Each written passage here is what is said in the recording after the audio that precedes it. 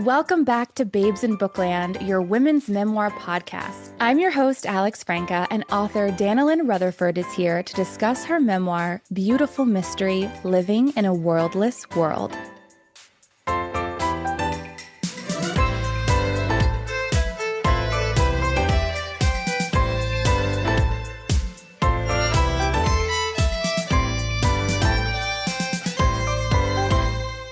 Hello, Danilyn. I am so happy to have you on the show today. Oh, I am so honored to be here. Thank you so much for having me. Thank you. Your memoir was informative, honest, and I thoroughly enjoyed learning about your daughter, Millie. Your love and acceptance of her poured from the pages, and you didn't shy away from sharing difficult feelings or experiences as you navigated solo parenting after the death of your husband against a world who doesn't place much value on your daughter's life. I think we have to be honest about that. You came face to face with your own expectations of life and motherhood and your own internalized biases. And now, through your memoir, you fight and advocate for your daughter, for her worth, for her voice, for her happiness, for her services to support her. Let's get into it. Great. You have your doctorate in anthropology. What exactly is anthropology? It's, when you ask anthropologists that question, we always blanch. It's like a little bit like the Supreme Court justice who's like, what is pornography? I know it when I see it. But anthropology literally means the study of people. Now, a lot of disciplines study people, psychology, for example. I think the difference is anthropology studies people in their complexity and singularity and diversity, and in the way that they're embodied in the world, too. So within the American version of the discipline, we have biological anthropology, which studies what it is to be an embodied human being. It studies, human evolution. Archaeology, which studies people in time. And then cultural anthropology, which studies, people in their own unfolding histories. I mean, my own work is both historical and ethnographic and deals with a lot of different things. So maybe the best way to describe it is, if you had a psychologist who was doing a study, they might pick out like 300 undergraduates at their university and have them do surveys, right? And then they would make assumptions about what human beings are all about and what makes them tick. If we were going to study 300 undergraduates at universities, we'd tell you what 300 undergraduates at universities are like and That's all right. of the sources that go into making them tick. So we're really kind of about the story, about the history, about the singularity of people. So when we make claims about, what makes us human, it's always with a certain modesty and looking more for echoes between places rather than, strict laws.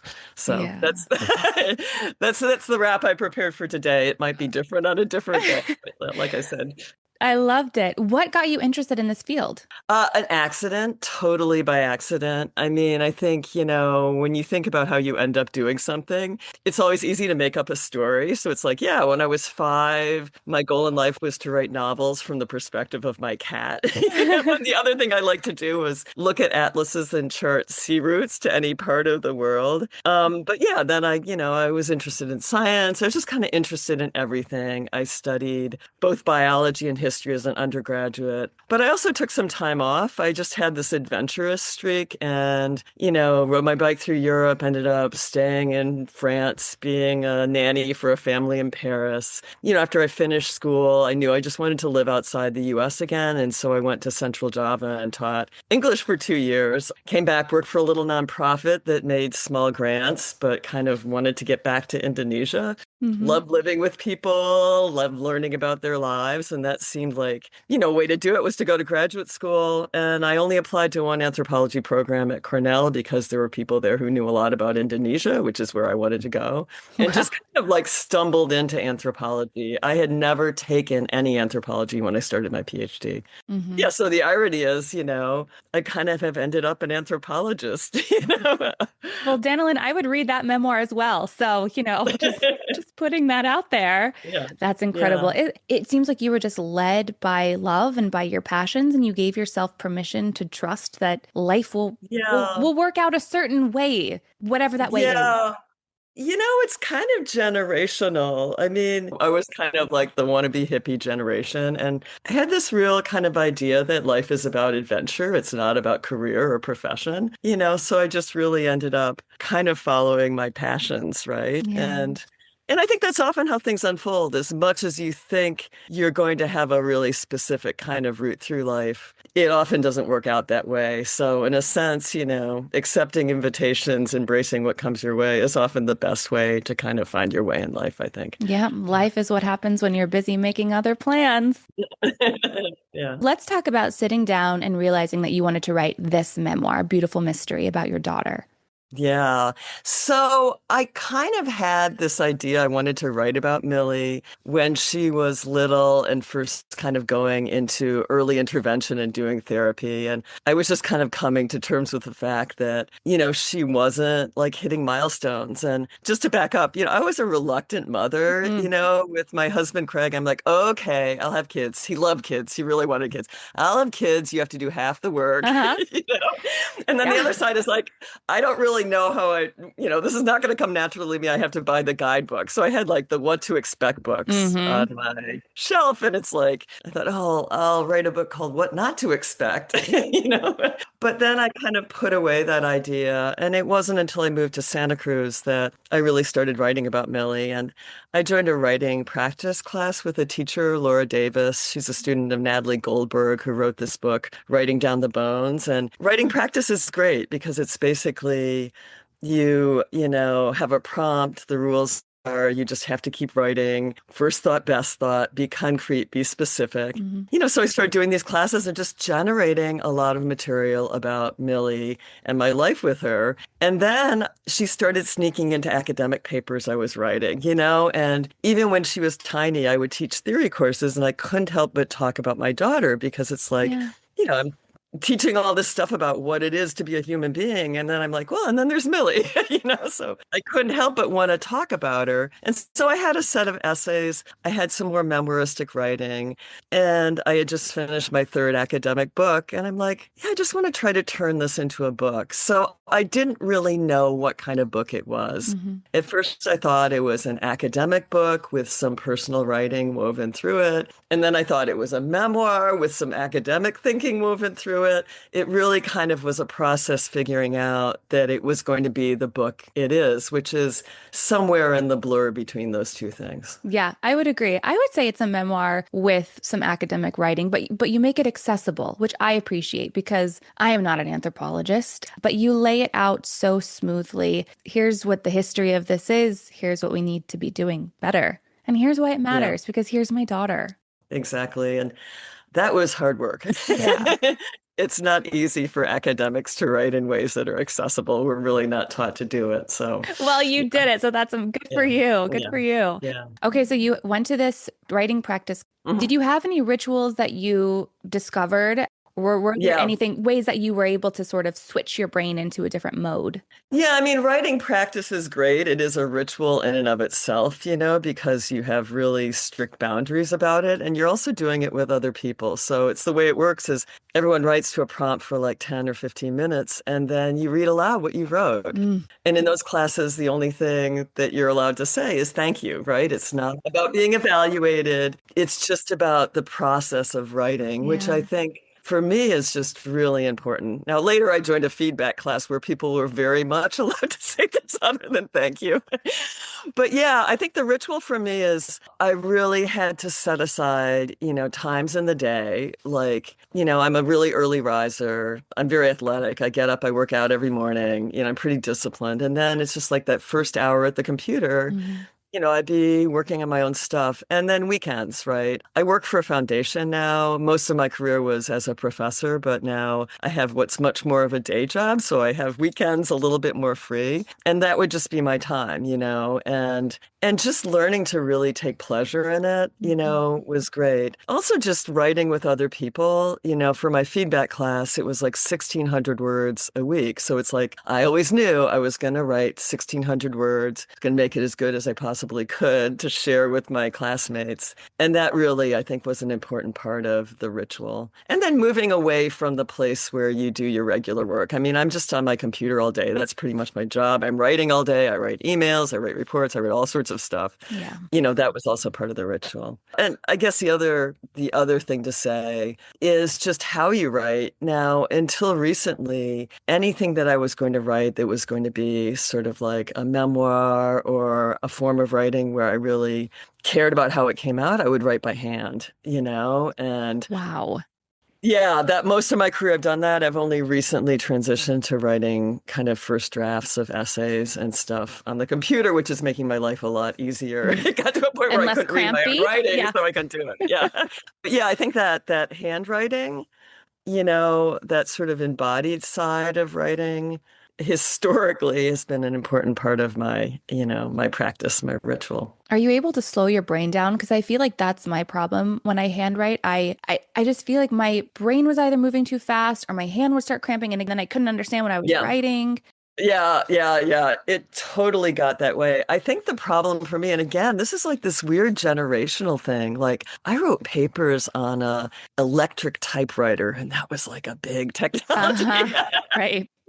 White out, all that That's stuff, true. You had right? to be more thoughtful about what You you put had on to the like have a page. draft Yeah. and yeah, and so when I got a computer, it was kind of like typing into a computer was like already editing, which meant I couldn't move through the thought, right? I'm kind of Oh, someone who stores stuff up and then I just sit down and I blurt out the whole thing. Whatever I've decided the chunk of stuff is going to be, I want to write the whole thing in a sitting. And when I was trying to do that, just first draft on a computer, I'd just be circling back around the same paragraph for like an hour, right? So yeah. I think what's happened is in my job right now, I just spend so much time writing emails, etc. I've gotten so I kind of can type thoughtlessly. I just can dump, whereas it used to be I was just always really critical of myself as I was typing. Sure.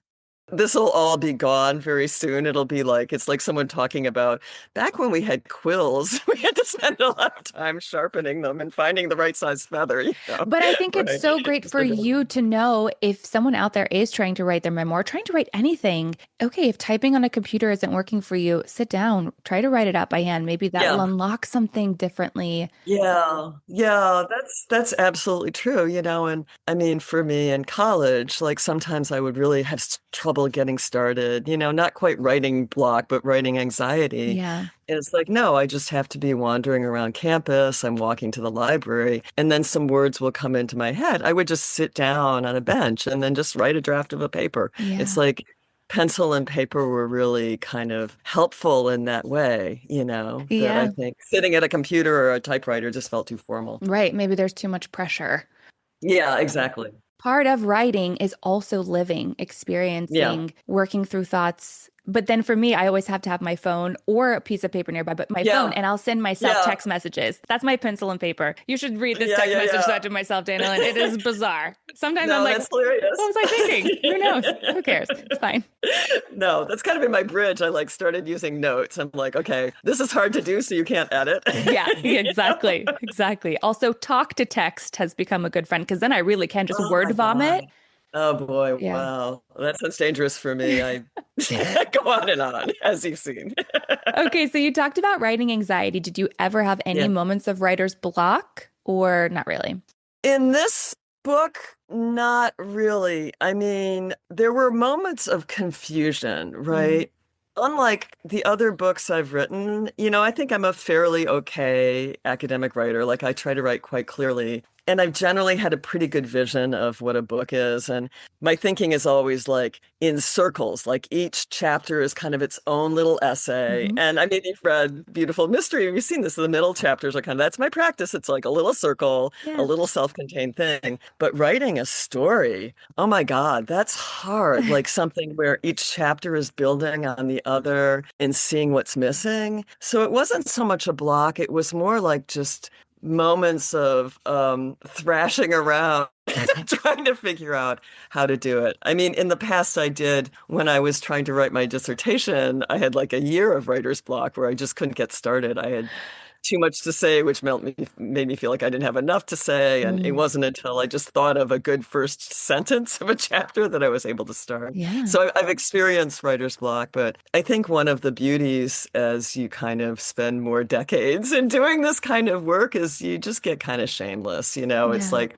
the sort of anxiety that I think I felt as someone in my 30s. You kind of shed that when you get into your 60s. And I think that's been really helpful, in terms of that kind of fear that could be so paralyzing in the past. I think for me, when you come to understand that there is value in all aspects of the journey, even parts Yeah. that maybe don't feel like they will be a part of your final paper. I had another author that I chatted with. She threw out her entire manuscript. Yeah. That's so hard and scary to do, but Yeah. she needed to do that to get to the next point. And Yeah. then now she has a memoir published. Yeah. It's recognizing that there's value in the trash if it becomes trash.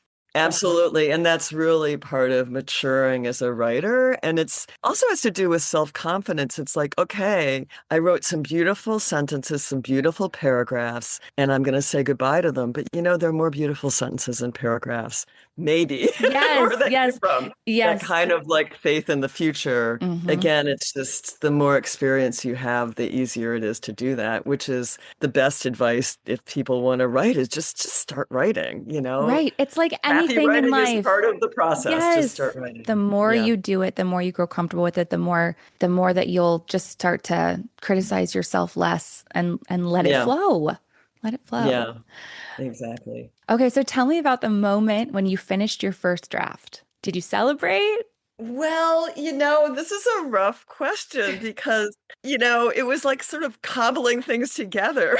So I Yeah. didn't really feel like there was a finishing to it. Okay. I think that the moment of triumph, if there was a moment of triumph, was when I figured out what the prologue would be Mm. and what the epilogue would be. And those were pieces I wrote separately. I wrote the prologue in a different kind of writing group, something called Field Studio, run by Nomi Stone and her partner, Rose Skelton, an anthropologist and poet and a journalist and creative nonfiction writer Oh, wow. who are working with academics to help them write more lively, engaging academic prose. So that was where I wrote the kind of prologue about the monk parakeets, Yeah, right? yeah. Right. That was But sort of beautiful. figuring out like that other piece, I thought that was going to be the beginning. I thought the end was going to be the beginning, the epilogue. It's when I figured out that this is one beat and this is the other, and the birds will fly through everything in Hmm. their way. Hmm. It's like figuring that out. That felt kind of like a moment of triumph. It's like, okay, I've got it. I guess the other moment of triumph was, I had a lot of help writing this book. I worked with a couple of different developmental editors. I had delusions of grandeur. I thought I was going to market it to a trade press book, to trade presses and so on. One of the development editors was like, yeah, you just don't tell the whole story. So it's like the chapter, No Future, that was missing in the first version. And sort of writing that chapter and kind of putting the last brick in the wall, Hmm. that also felt like, okay, now I have something I can work with. But yeah, there were just so many drafts of it, Alex. It's like there wasn't, as soon as I finished one, I knew it's inadequate and I have to go back and do another one, right? Right. Well, So, also, it's your life. How do yeah, you simplify it down? How do you do that? How do you pick the moments with Millie? How do you pick what you want to yeah, say and it's yeah, not an yeah, easy feat and you did it. And so, okay, the book is in your hands and you have yeah, your publicist sending it out to people like me to read. yeah, yeah, How has that been sharing this part of yourself with the world? I mean, this is your yeah. heart. Yeah, that's a great question. No, it's funny. I mean, you were asking about like throwing things out. One of the things you learn from this kind of writing is you learn craft, right? Which means you have to be close to the feelings. And, I was working with kind of a bunch of other people who are writing memoirs, and some of them are very close to their feelings. I tend to be not that kind of writer, so it's like what's in there is, kind of as much as I think I could reveal. Yeah, But you learn stuff like not everything that happened is interesting, even if it's sure. really precious to you. Experiences that are precious to you don't actually belong in a book. And Yeah. from going through all of that, it's funny at this point, I'm kind of like, I'm really happy that people are moved by it and find it engaging. I mean, the best thing that people have told me is like, I picked it up and started reading and I couldn't stop. I just read the whole thing, which is not something that happens to books written by anthropologists very frequently at I could all. imagine that. I could imagine that. So that's actually all of that is making me happy. But Yeah. the thing, and it's not really happiness. It's more just like, I don't know, like feeling emotionally taken by the moment in that when I was writing the book, all of this stuff about like how Millie has led me to question the things that we're taught in our society about what it is to be a human being, either explicitly or implicitly. Sometimes I felt like, oh, am I kind of, talking about the Nazis? Am I going overboard? And it's just the stuff that's happened in the world. Yeah. Suddenly it just feels really important to have this story out there. And Hmm. so, like the publicity thing, I have two reactions. Part of me is like, oh, this is kind of unseemly. It's like self-promotion. That's not really my thing. Yeah. And then my other thought is, what if it doesn't work? So it's sort of like, I think like I'm feeding a certain part of my ego I'm not really happy to be feeding. Yeah. But at the same time, when I think about the fact that for better or worse, this is a very timely story, Hmm. that makes me feel a little bit better about, just trying to bring it to as many people as I can. 1,000%. I'm in the same boat as you. I think what my podcast is this beautiful place for women's stories and voices to be heard and amplified. But I hate Instagram. I hate self-promotion. But I get to do it because I love you guys so much. So at least I'm sort of Yeah. hiding behind y'all. I'm not like, Yeah. No, it's really anyway. And then it's like you hate it, but then you're like, oh, this is fun. right? You're like, wait, but I'm not supposed to be this That's type of ambivalent. person. Yes. The definition of ambivalence. Yeah. Yeah. No. Yeah. Okay, how did you find the title? Oh God. So that is a great story. So I got an NSF Scholars Award when I was first thinking like, okay, Millie is a book. I didn't know what kind of book, but Millie is a book. And it was an award that allowed me to do some cross training and psychology and, kind of language development and do some interviews with other families, et cetera. Just a little bit, anthropology Hmm. things. And when I wrote the proposal for that, I got a title and I'm very title driven. Like before I write an essay, I have to have the title. Yeah, it's like the Write a key that book, unlocks it. the key that I'm the unlocks it, same. the introduction. I have to Yes. explain the title. The other side of signs was my title. It's like, it's a much more academic kind of title. Hmm. What is a sign? How do we come to understand each other through symbols and signs? And what's the other side of it instead of just conventions, right? So, yeah, that was my title whole way through. And then I, ended up going with Duke University Press, and Ken Wissaker, who was my editor, is like, that's not your title. It's like the marketing people will not buy that. Right. Right. You need to come up with another title. And then it was like, a week of struggle. I Pounding your was head driving against the home. wall. Yeah. Like my husband, who's a fiction writer, and I are like, how about this? He sent it to Ken. He's like, no, that's not the title. You're Not the like, title. Ken, can you come up with a title? No. Ken. And then I come up with titles like, oh, there are 3 books and 4 movies with this title. But then it just came to me, I think the point, and I'm so glad it's the title now because I feel like it really gets at something that's really distinctive about this book and really important about the ethics behind the book, which is this idea that you don't have to understand someone to love them, right? And Yeah. accept them and make them part of your world. And I think that's just a really important message. So I'm glad I finally hit upon it. Hmm. And beautiful is probably the word I use most in the book anyway. So, Yeah. so anyway, yeah, that's how I ended up finding it. No, it's a great pairing. And there's a visceral reaction to beautiful mystery. You're kind of like, Mhm. what is the beautiful mystery? What am I going to learn Yeah, here? What's right. yeah, it evokes a feeling in you and it makes you want to pick up the book, which is what the title should do. And then also the cover, which is Yeah, maybe with memoirs, it is a little different because it's more personal, but usually cover designs, you don't have any say. But I'm thinking yeah. you had to have a say with this because this is a photo of you. Yeah, in academic books, we kind of get away with having a little bit more of a say, I've written 3 books about West Papua, which is the, occupied part of Indonesia where I've done research and I was able to kind of make some suggestions around that. Academic presses are very different from trade presses, Okay. right? They Yeah. have a different kind of mission in the world. But Duke, if you look at their catalog, Duke is very spiffy. They have great book design. design. They have great book artists. I think the book just turned out really beautifully. Hmm. So, yeah, a suggestion. I have this just very beautiful picture of me and Millie Yeah. standing together on a deck. We were actually visiting Hawaii with some friends. My personal website has it because I love the picture so much. And so that was the picture I gave to them. And then there was a long discussion with Ken again about whether or not it would work.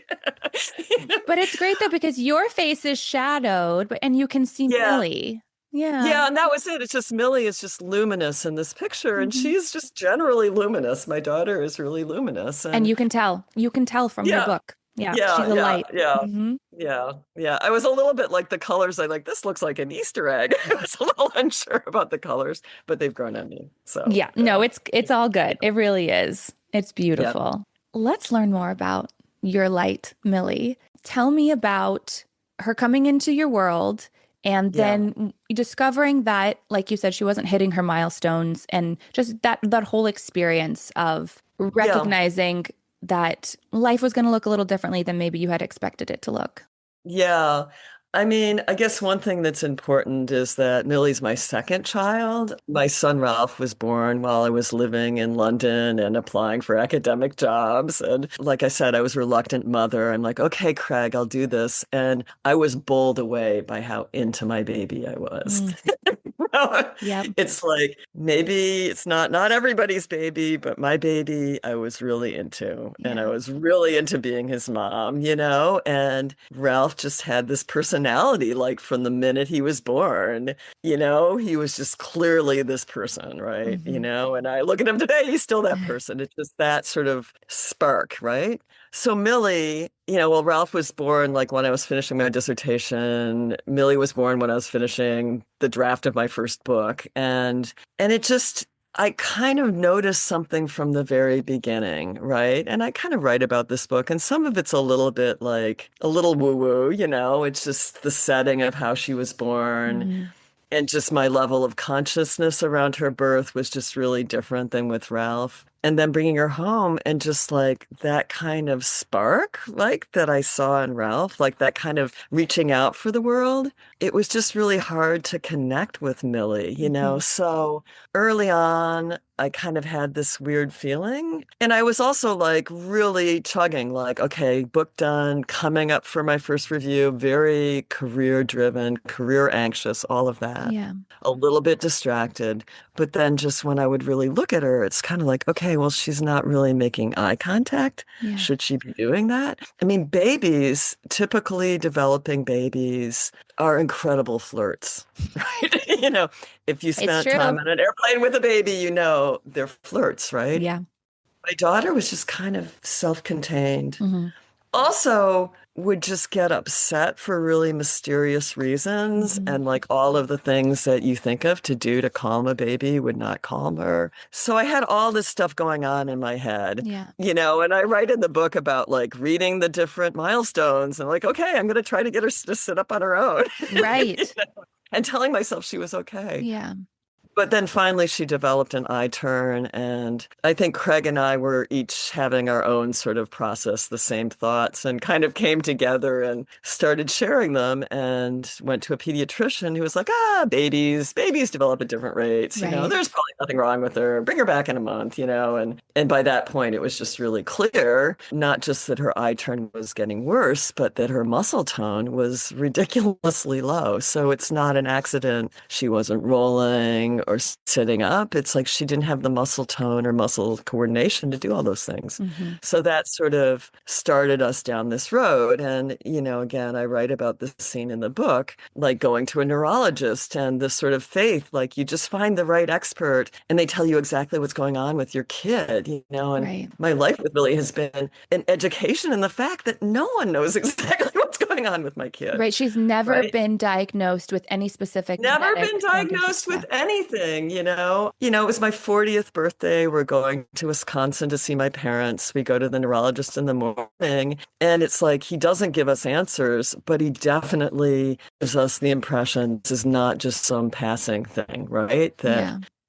there is something going on here, and this is really going to change, kind of your life with your kid. I mean, I think I had a lot of pretty selfish thoughts in the beginning, I'll Sure. own them. Again, I was so anxious about my career. I had such a vision in my mind of what my life would be like, It was like, yeah, you have kids and then they grow up and they're independent and then you go back and do like a year of field work. I mean, I'm an anthropologist, right? You go and live someplace for a year. Yeah. Right. I had all of these ideas about stuff we do. Craig was a management consultant. That's what happened to my bearded Marxist, unfortunately. But I had this faith he would go back to being a bearded Marxist. We lived like church mice. We saved a lot of money. He's like, I'm going to retire at 40. And it's like, yeah, great. I just had this vision of hiking in the Sierras with our children and all of this stuff. And I had trouble letting that go. Yeah. It was really that sort of change in tracks, was pretty hard to come to terms with. And I think my reaction in the early period was just to take all of the therapy at its word, like super seriously, like we are going to help her catch up. She's delayed, like I said, I'm an athlete, Yeah. run harder, right? Right. And we will help her catch up, right? So that was, yeah. And what does it mean for my career, like, Yeah. so there was just, yeah, it was a lot. It was definitely a lot. I read and did an episode on Heather Lanier's Raising a Rare Girl. Her Mhm. daughter was diagnosed with a genetic condition, but she writes about being made to feel like she did something wrong. She had one doctor say it's either a bad seed or bad soil. Jesus. Oh, I What a thing to know. say. Again, because I didn't really have that much of my ego tied up in the idea of being a mother, it wasn't kind of like, I'm a bad mother. It was more like, what the hell? Yeah.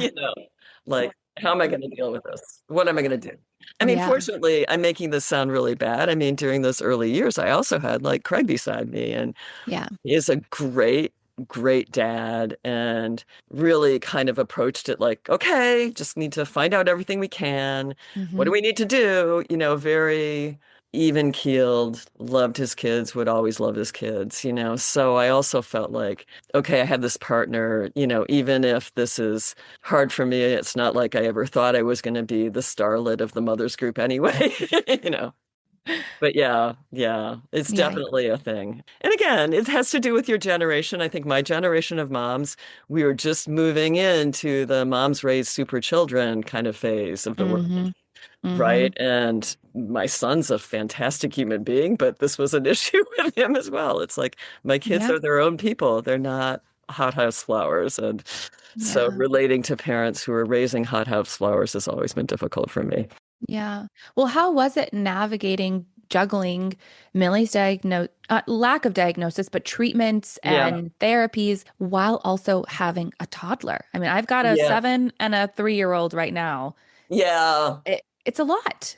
Yeah, it's really interesting, these questions because it's like from this perspective, it's like, I just did it. You just did And it. and it Yeah. was like, this is how I know how to do. But like Millie was just this, I look back at like, home videos of her. She was this just really sweet little thing. She did kind of wake up. She did start smiling, but she was like, you put her down and she kind of stays where she is. Yeah. Not Yeah. like I'm gonna crawl off and like electrocute myself, like many That's toddlers helpful. her age, Yeah. you True. know. And Ralph was just super verbal, just this talkative little thing, and really into his dad, and his dad was really into him. So part of that early phase was just like Craig taking Ralph off for adventures. The two of them went on a skiing trip in Colorado. They'd go on bike rides. They just Wow. Craig, in kind of a fit of craziness, took up hunting when he turned 40.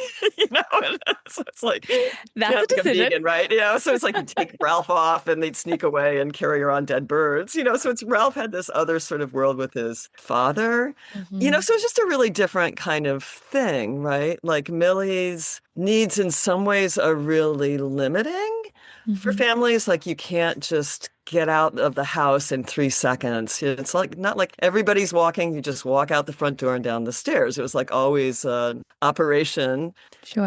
with mobility issues because the world is not set up for people with mobility issues. Right. But then the other side of it is there's a lot of psychodrama involved when you have two talking children Oh, that yeah. I didn't have to deal with and Ralph didn't have to deal with. I mean, I think about this, sometimes I joke about this with Ralph. It's like if you had had like a typically developing sister, it would have been really hard on you.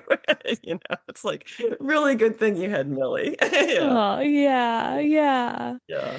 Okay, well, let's get to losing Craig. Yeah. How old was Millie? How old was Ralph? Yeah. So Millie turned 3 in August, and Craig died around Thanksgiving in November. So she Mhm. was a bit over 3, and Ralph was going on 7. His Mhm. birthday's in January. So yeah, they were young, 3 and 6. And your world shifted overnight. That was a beautifully written passage, by the way. That was heartbreaking, but it was beautiful. Oh, well, thank you. It was really therapeutic to do that writing, I have Yeah. to say, because when you have a thing like that happen, the stuff they say about flashbulb memory, a traumatic experience gives you the kind of memory where every detail just remains vivid. Hmm. Right.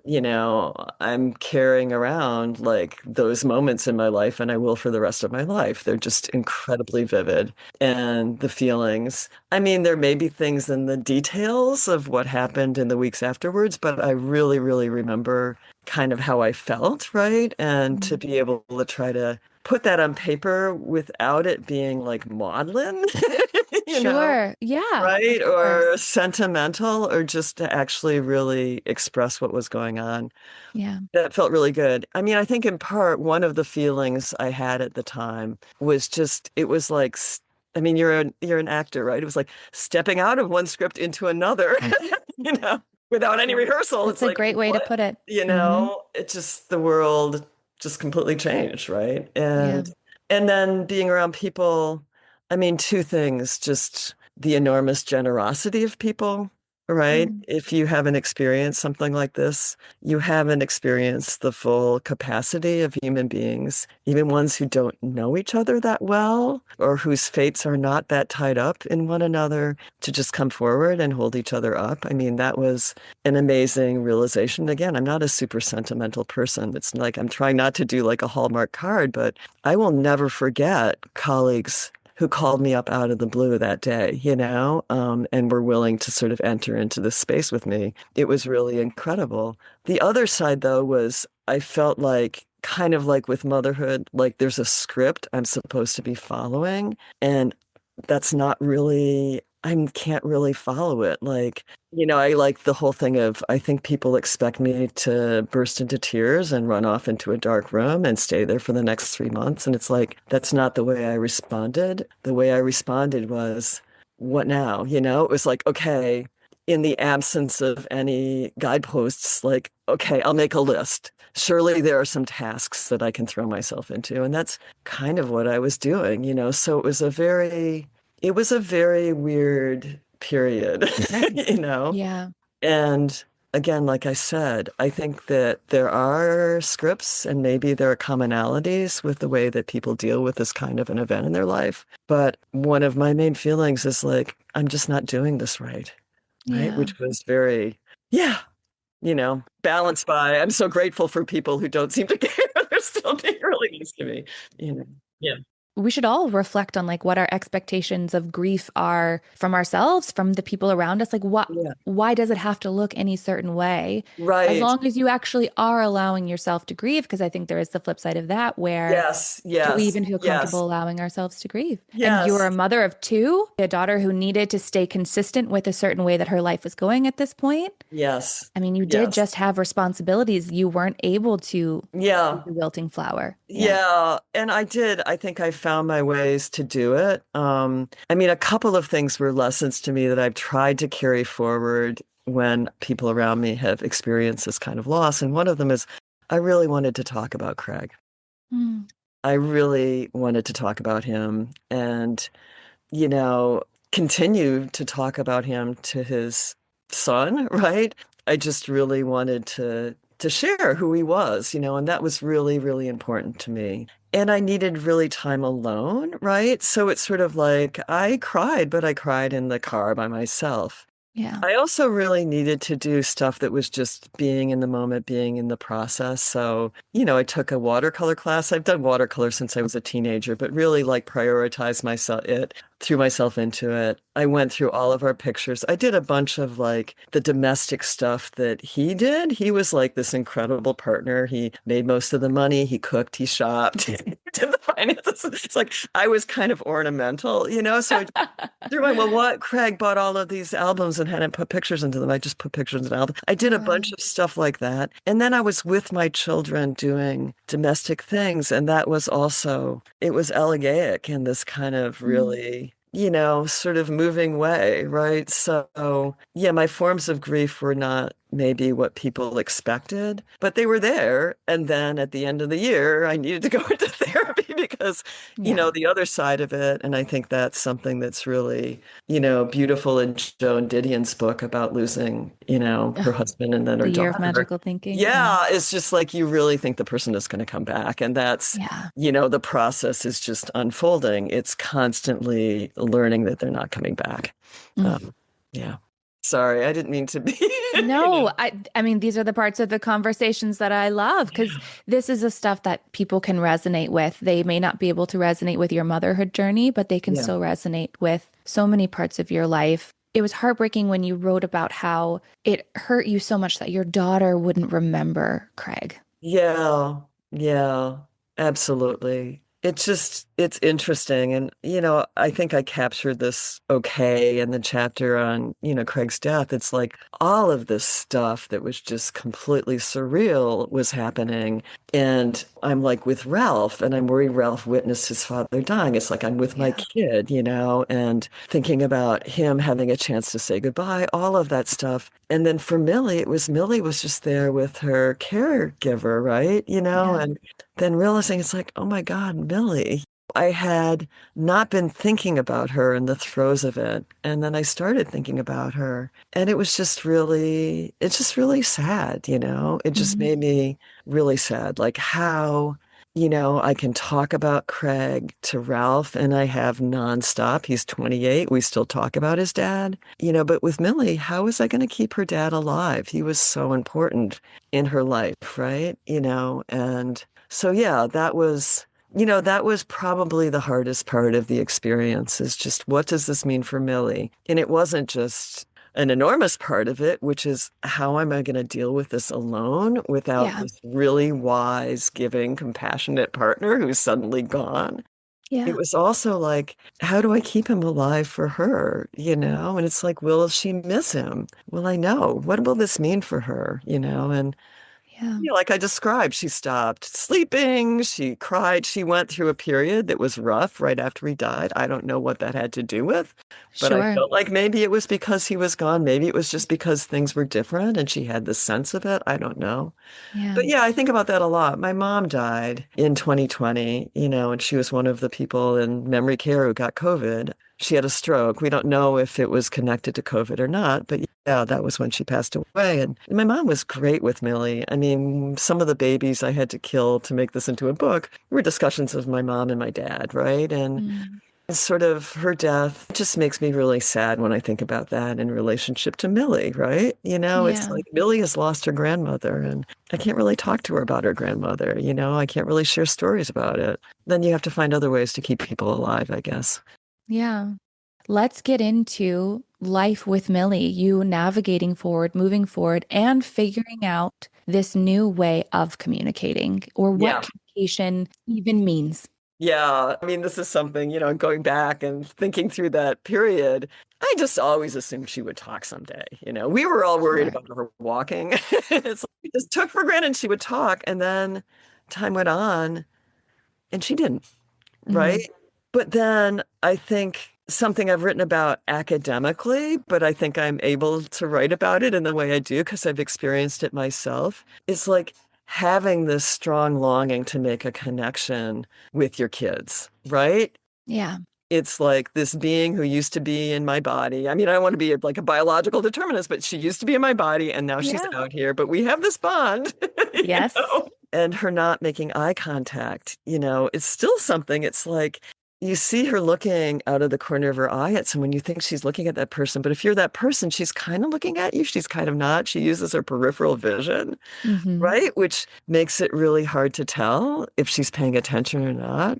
Mm-hmm. but then her hand will reach out and she'll like touch your hand or stroke your clothing or pull on your zipper. It's like she knows you're there, but she doesn't indicate it in the ways that we're kind of taught or socialized into accepting and Yeah. expecting, right? So Yeah.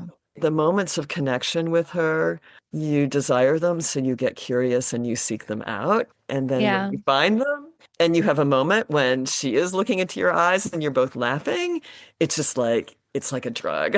Oh my No, gosh. it's I so bet. pleasurable that Yeah. you keep trying, and along the Yeah, way, you're you like, learn what these can I other do? ways. Right. Yeah. It's like, this is so great, And I think all of us, I mean, she has 6 caregivers now. She just has this really great team of people who are with her. And I think we all have our own ways of connecting with Millie. And Yeah. she's taught us to be really curious about other people and just Hmm. see these things like the way we move our bodies together, our body language. There's so many things in the ways that people interact that just fly under the radar when we're just focusing on language.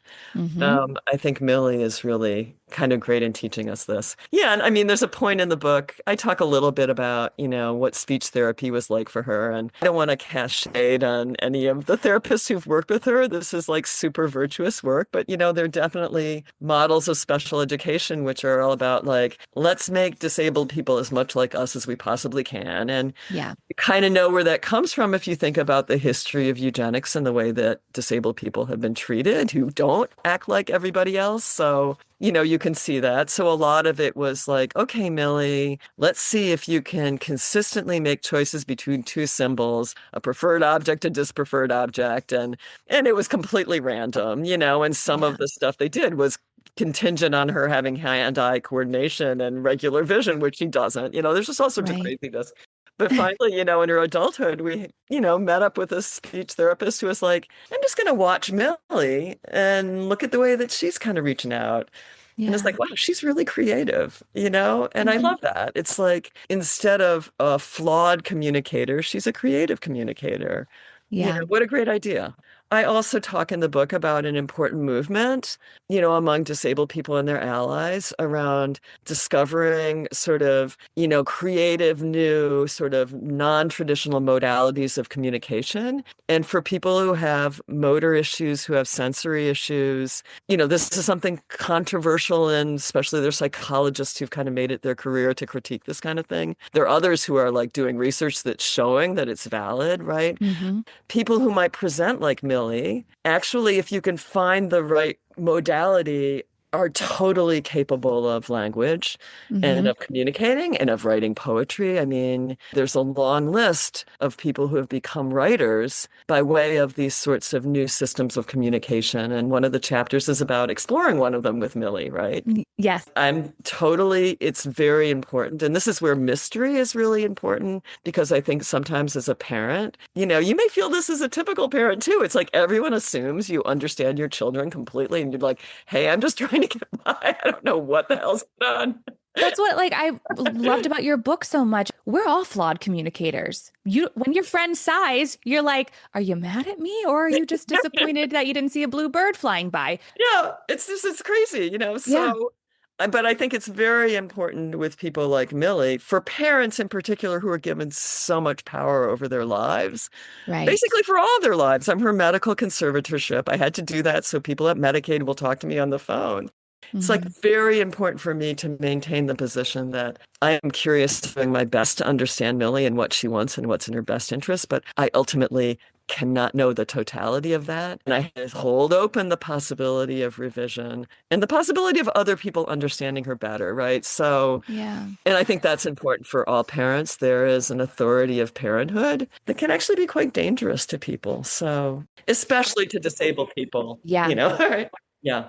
There's Yeah. a rigid, is it rigidity or rigidness? Yeah, rigidity probably, but whatever. Yeah. There's a rigidity that can really be a hindrance to people Yeah. and to children. It's about, like you said, staying curious as opposed to having these rigid expectations. And you portray that so simply and easily in your book. It just feels like, yeah, this is the way we should all be parenting. We should all be living, meeting people where they are, not projecting our own Yeah. expectations of whatever. Right. And I love that you, like I said, you make it so accessible to us, regardless of if we even are parents, regardless of if we're typical parents or have children in rare bodies or able, Yeah. there's Yeah. something for everyone here to learn. At the end of the day, communication goes so much past just verbal talking to one another. Yes. And we have Absolutely. to be open to that. Absolutely. Yeah. Now, how do you think being an anthropologist has influenced your parenting in general and Yeah. also how you've shown up for Millie? No, it's so funny. It's like I didn't live life planning to be an anthropologist, but I love being an anthropologist. I really Yeah, love our field, which is good because I'm the president of a foundation that supports anthropologists. So there it's you good go. I'm into it. That is good. It's also, I mean, there's all sorts of things about my field that no one should be proud of, but I think Yeah. where it is now and where it's going and the kinds of curiosity and imagination and commitment, like people are really coming to the point where you just don't go in and like turn people into lab rats and write your dissertation and then get your nice job. It's like you actually need to be in solidarity with the people who make your knowledge possible. All those things I really love about what's happening in anthropology now, Hmm. thanks to the great people who are coming into the field. So, yeah, all in favor of being an anthropologist. And it is quite fun being a mom and an anthropologist because we have these like kind of two tracks we're always on. When I introduce the book, I talk about my daughter-in-law, Sophia Lombrelia, has this thing called the dessert stomach that she's taught me about. Like your dinner stomach is full, but your dessert stomach still has room. There's Oh, kind of like I've told that anthropologists. to my parents all the time growing up.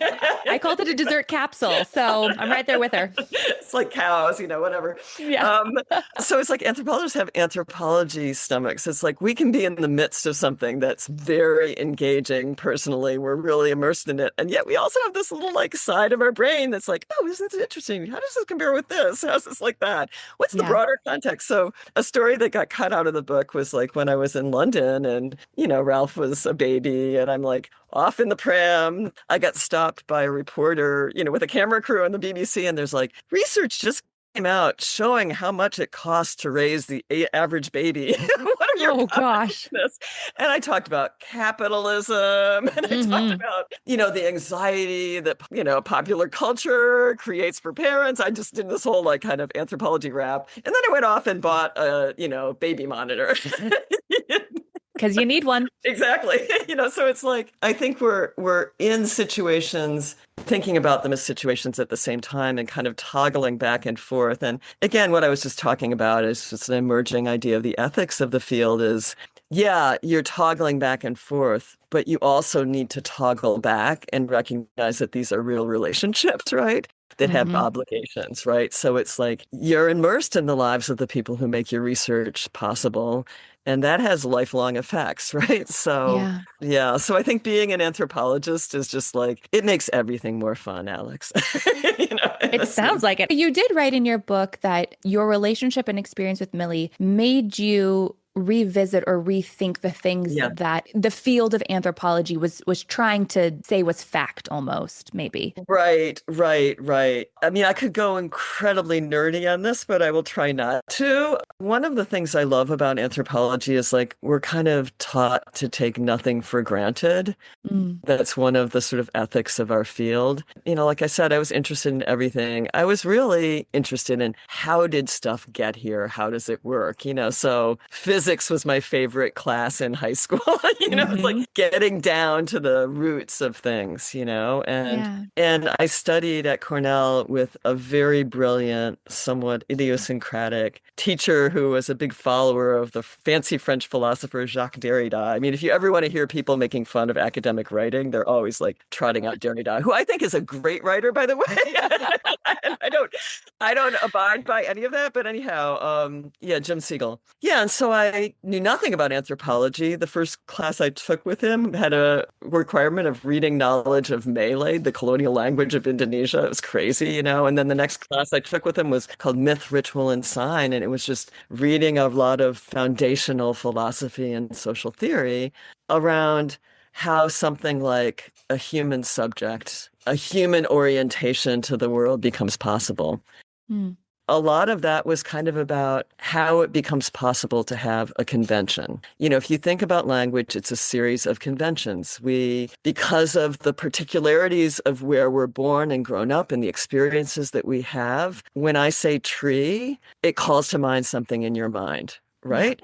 Right. If you didn't speak English, it's just a sound, right? Yeah. Right. This idea that language is incredibly important in how it becomes possible to have an experience of yourself. It's the stories you're telling yourself, but it's also the way it's coming from outside, that these things that we think are so intimate to ourselves, which is one of the things that's great about writing a memoir is like, it's supposed to be like dumping out the stuff that's so intimate to yourself, but you have to have craft.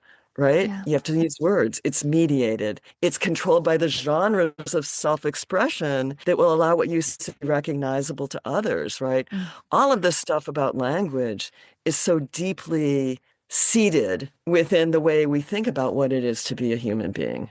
Right. And it's not surprising that many cultures around the world, it's like, it's not just long traditions of Western philosophy, like going back to the Greeks, right? It's like man is the talking animal, man is the rational animal. Right. It's like in a lot of places to become a human is to become a speaker, right? So then what happens when language is taken away or doesn't exist?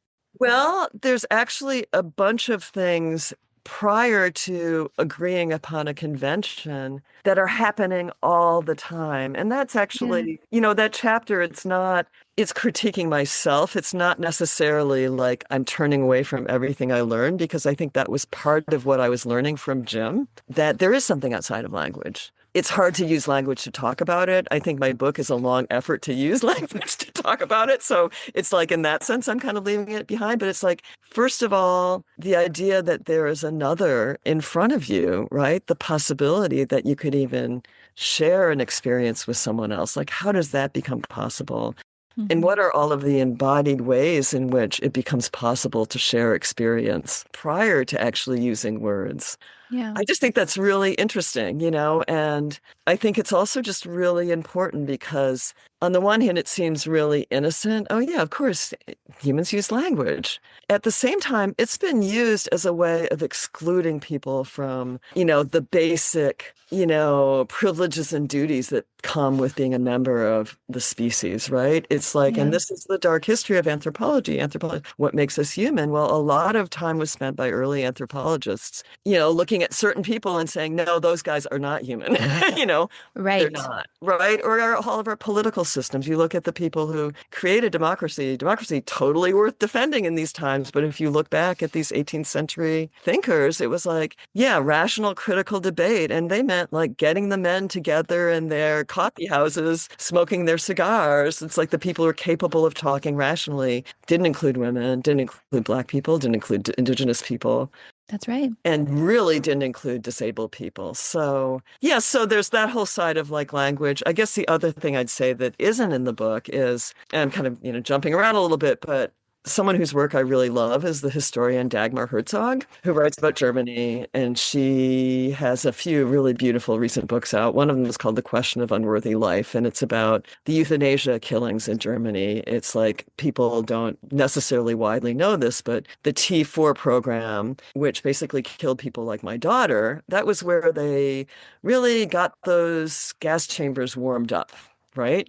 They used Mhm. gas chambers on disabled people first. And then they Right. use them on millions and millions and millions of Jewish people, right? Right. And the kind of logic that justified that was based in very much shared sorts of ways of thinking, talking, doing things in the United States, England, throughout Europe. Another recent book Steve Unwin has written called Beautiful Lives. And he's a theater director, literary scholar, like Virginia Woolf. Yeah, these Yeah. people, we should just kill them. I mean, it was very, very common for people to think that people who are not kind of like up to the mark of what a, well-engineered human being should look like, someone who could Right. really contribute to society, we should just get rid of them. It's a way of saving money, etc., right?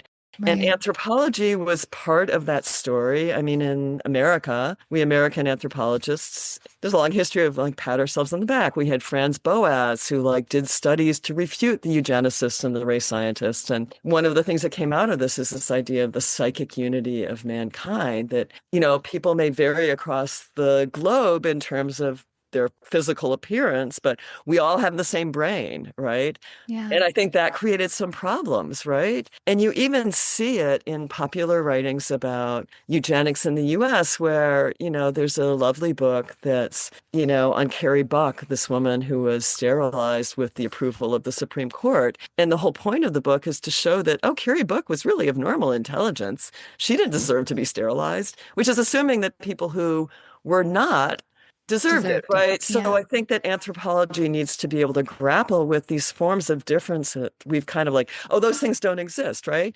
Again, Hmm. you look at civil rights battles, et cetera. It's always like, we are capable, we pass the litmus test. Whereas really what makes us human is that we're social, right?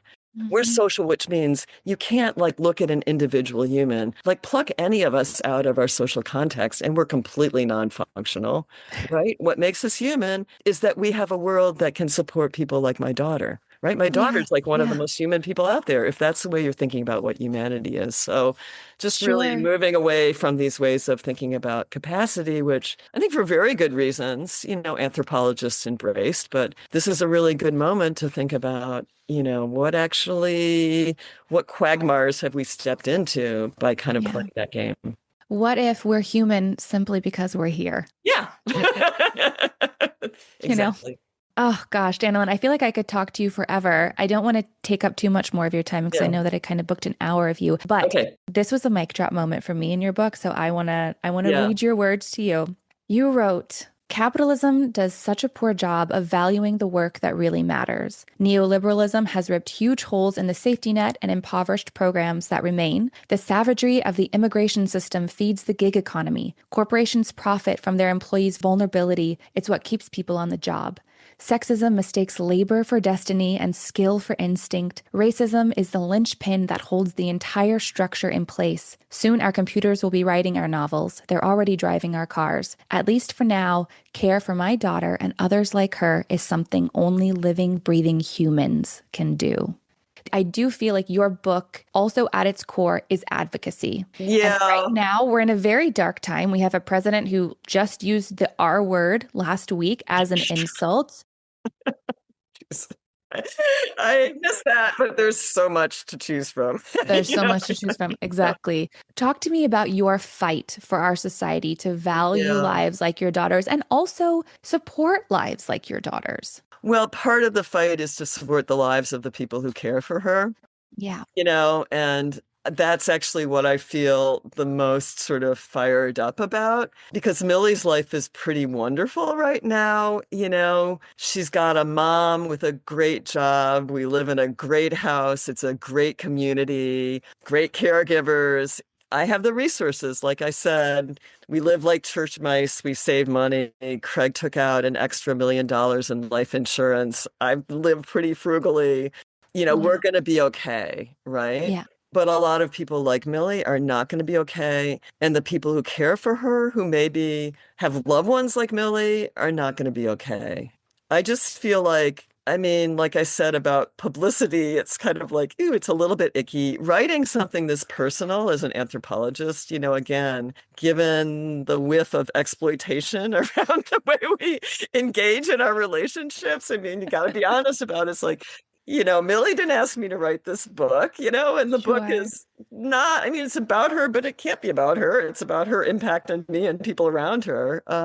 Yeah. The one way I can live with this is just like, how do I kind of turn this into a message that maybe people will hear? So there's some very, very specific things that are going on right now. Immigration, the deportations of people, including people with green cards, people with permission to be here, people who are citizens, but people who are non-citizens, right? I mean, let's remember, why is it that people are here? It has to do with Right. US foreign policy over generations. Hmm. right? It has to do with climate change, which people in the United States are more responsible for than anyone else, right? It has to do with parts of the world not becoming livable. It has to do with these forever wars we seem to keep starting, right? Yeah. And it has to do with the fact that, and I always like hate this kind of excuse, but there is this thing. It's like, yeah, people don't want to do that kind of work, right? Because it's deeply devalued. And that's sort of like the racism that feeds into this, the sexism that feeds into this. Heaven forbid I should have to do that kind of work, right? Yeah. So really, our care system is really dependent on opening borders, not closing them.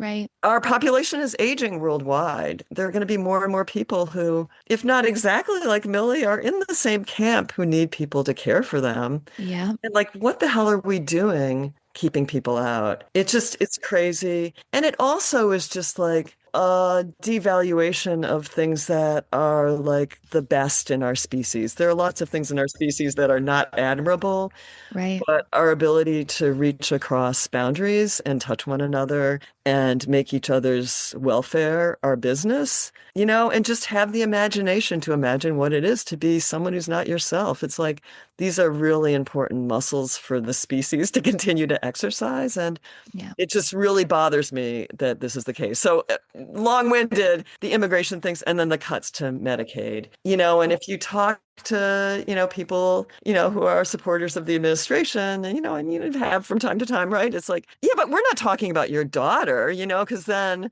I mean, unless they're like Trump, right? Unless Yeah. they're just like Right. openly eugenicist, they might be like, oh Yeah. yeah, I have a friend who has someone like your daughter. It's like, no, of course not the really truly needy, the Right. tyranny cases, but they don't understand that this is a system, right? It's a bureaucracy. Yeah. And when you go after her caregivers, you're going after her. Right. And when you fight fraud, you put up bureaucratic roadblocks to her and to people like her. You create long waiting lists to get services. You create situations like in the LA fires where the father and the son had cerebral palsy. The It father was was an hard. amputee and wheelchair user. It's like, why the hell were those people alone in that house? It's because the state was not providing them Yeah. with support for the care that would have protected them and saved their lives, right? So it's Yeah. all of these things are really worth getting up in arms about. I mean, it was Yep. bad enough in normal times. It's just like I really feel like we need to fight this. And Yeah. again, I'm talking too much, so you can cut me off. But No. I've been on the radio a couple times. I was on 1-8 twice. I was like super grateful for that. The first time I didn't get the questions ahead of time, so it was a little bit like being dropped on a stage with a bunch of professional ballet dancers and trying to keep up with them. But they were like, "Oh, we want to talk about how hard it is being Millie's caregiver," and then the second was, "We want to talk about the financial burden of being Millie's caregiver." It's like, my life is beautiful. Yeah. It's like I don't think taking care of Millie is not my hardship. It's like Right. living in a world that hates people like her and hates the people who her life depends on is the hardship. It's like Yeah. that's what I want to talk about. And I'm Yeah. just happy that this book gives me a chance to explain something about how this life that people think would be a nightmare is actually not, Yeah. right?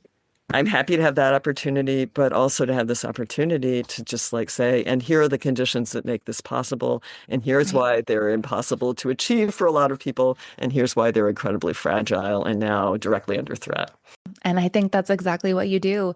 You have all of your readers reflect on what communication is, what we're placing value on, money versus human life, human happiness. And I completely agree with all the points that you made. And I really want to emphasize, I mean, when people read a memoir like yours and they're like, that's not my experience, so I don't have to worry about it. But at Yeah, any point in our lives, we can become disabled, right. accidents, disease. And also, as you said, with an aging population, you will need a caregiver at certain point in your Yeah, life. yeah, So yeah, it's like you can't escape this yeah, system that a lot of people are trying to break down. absolutely. And it is Yeah, worth the fight. I completely agree. Completely yeah, agree. So if you have any organizations that you love, if there's someone like me where it's like, I don't really know how to help besides yeah. vote, obviously, a certain way. I mean, I will like, give one shout out. There are lots, but communication first. Okay. Yeah, Okay. yeah. Great. And And we'll I will link give that you the link. information in the show Yeah, notes. Yes, we yeah, will. yeah, yeah. Okay, Danilyn, let's wrap this up. This is the question that I ask all of my authors. How do you stay hopeful today? Like I said, it's one of life's really bad jokes that you actually will get old. So I'm kind of tempted, like, young people give me hope. But what really gives me hope is like at least once a week I walk down to Seabright Beach and I Mm. throw myself into the ocean. I don't stay long, but I just get cold waves and Woo. I come out and I lie in the sun, and that gives me hope. I love that. Good for you. I've tried cold plunging. My husband was really into it for a while. Not my jam, but go on with your bad self, Danilyn. No, not my partner's jam either, but there you go. Thank you so much for joining me You're today. welcome. Like your memoir, our conversation was insightful, educational, and lovely. Oh, Thank you for sharing your and Millie's stories. They're more important now than ever, like you said. I just yeah. feel so grateful to be a part of the amplification process of your memoir, Beautiful Mystery. Oh, thank you, Alex. It's been really fun to talk to you, and I'm really honored to have this platform. Oh, well, So thank you so much. keep doing what you do. Thank you. I Yeah, appreciate that. yeah, Okay, well, have a yeah. wonderful day. All right. Take Thank you. care. Take Thanks care. again. Yeah. Bye. Bye. And thank you all so much for listening to this week's episode. If you enjoyed our conversation, I would really appreciate it if you would share this episode with your friends and rate and review the show wherever you listen to Babes in Bookland. Next week, we're back with our bonus episode. My friends Jackie and Danielle from the No More Late Fees podcast join me to chat about The Holiday, the classic rom-com that feels so cozy this time of year. And then our last episode of the year is on Katherine Johnson's memoir, My Remarkable Journey. My friend Kate joins me, and it's a truly joyful episode, and I can't wait to bring it your way. Until then, take care. Be well.